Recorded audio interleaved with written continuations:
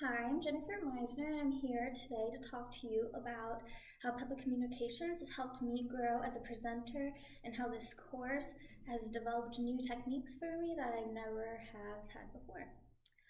In high school, we didn't have a formal public communications class, so there was no rubrics or lessons or information out there to help me develop as a speaker.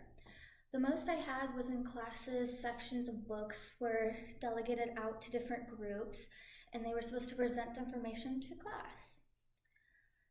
I never had specific topics that were picked out for me or specific styles that I was supposed to speak in. Throughout this public communications class, I have learned a lot of different techniques and styles of speaking and listening and adapting to my audience that have helped me grow as a speaker.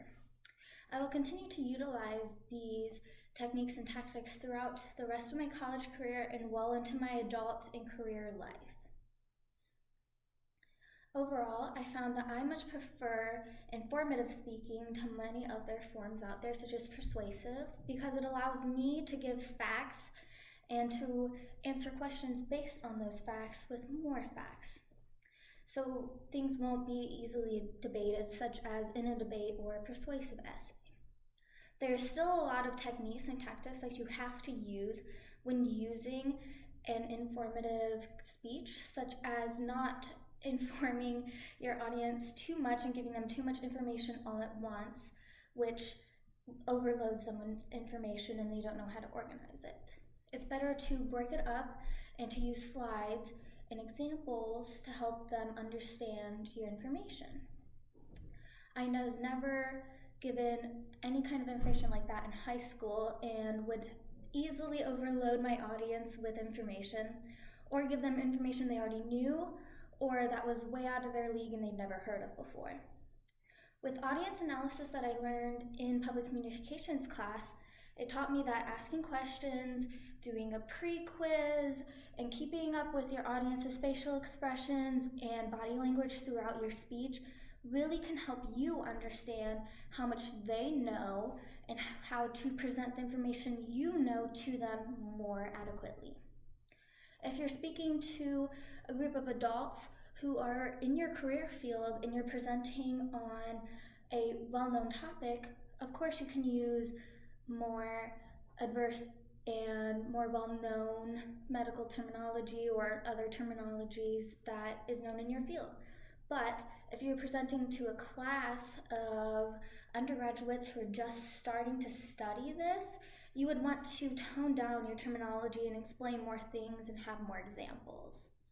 So it is very well and very good to know who you're speaking to and how to deliver that information more adequately. This is something that I did not understand and I did not realize until we were starting to present to other people who were coming from a lot of different career fields within college. My class was very diverse.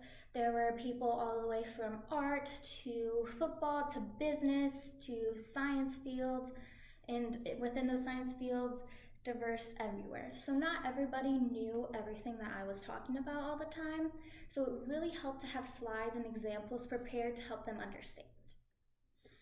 Another thing I had a lot of issues with in high school was not speaking very loudly and not being very confident in my ways.